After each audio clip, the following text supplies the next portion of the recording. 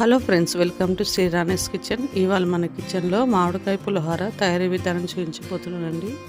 ఎప్పుడు చేసుకునే చింతపండు పులిహోర, నిమ్మకాయ పులిహోర కాకుండా ఒకసారి ఇలా మామిడికాయ పులిహోర ట్రై చేయండి. ఈ మామిడికాయ పులిహోర కోసం రైస్ని పొడిగా వండుకోవాలి.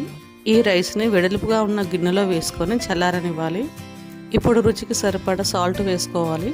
ఇక్కడ నేను 1.5 స్పూన్ సాల్ట్ వేసాను. ఆ తర్వాత 1/2 స్పూన్ పసుపు వేసి రైస్ని కలుపుకోవాలి. ఈ రైస్లో పసుపు మొత్తం కలిసేలా కలుపుకొని ఈ రైస్ని పక్కన ఉంచాలి.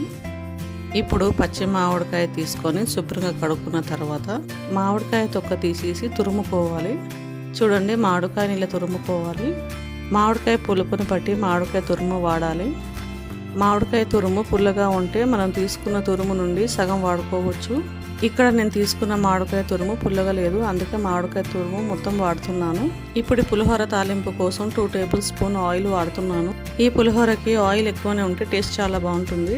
ఆయిల్ వేడెక్కిన తర్వాత పల్లీలు వేసుకొని లో ఫ్లేమ్లో ఫ్రై చేయాలి. అలాగే 1 స్పూన్ శనగపప్పు, 1 స్పూన్ మినపప్పు వేయాలి. ఆ తర్వాత 1 స్పూన్ ఆవాలు, 1 స్పూన్ జీలకర్ర వేసి లో ఫ్లేమ్లో ఎర్రగా ఫ్రై చేయాలి.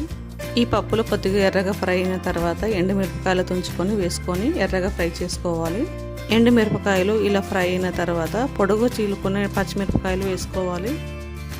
ఇప్పుడు కరివేపాకు వేసుకొని తాలింపుని ఎర్రగా వేయించాలి.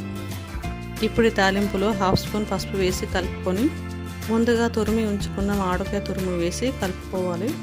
మామిడికాయ తురుము నుండి పచ్చివాసన పోయేంత వరకు 2 మినిట్స్ లో ఫ్లేమ్లో ఫ్రై చేయాలి. ఇప్పుడు ఈ తాలింపుని అన్నంలో వేసుకొని కలుపుకోవాలి. ఈ తాలింపు వేడిగా ఉంటుంది కాబట్టి ఫస్ట్ స్పూన్తో కలుపుకున్న తర్వాత కొద్దిగా చల్లారిన తర్వాత చేతితో కలుపుకోవాలి. ఈ తాలింపు అన్నంలో మొత్తం కలిసేలా కలుపుకున్న తర్వాత ఒకసారి రుచి చూసుకోవాలి. ఇక్కడ నాకు సాల్ట్ తగ్గింది, అందుకే 1/2 స్పూన్ సాల్ట్ వేసుకున్నాను. అంతేనండి, చాలా పుల్లగా టేస్టీగా ఉండే మామిడికాయ పులిహోర రెడీ. ఈ పులిహోర పిల్లలతో పాటు పెద్దలు కూడా చాలా ఇష్టంగా తింటారు. ఈ సమ్మర్ సీజన్లో పుల్లగా దొరికే మామిడికాయలతోని ఒకసారి ట్రై చేయండి, టేస్ట్ చాలా బాగుంటుంది. ఈ మామిడికాయ పులిహోర మీకు నచ్చిందా? ట్రై చేస్తారా? అయితే లైక్ అండ్ సబ్స్క్రైబ్ చేయండి, కామెంట్ చేయడం మర్చిపోకండి. Thanks for watching.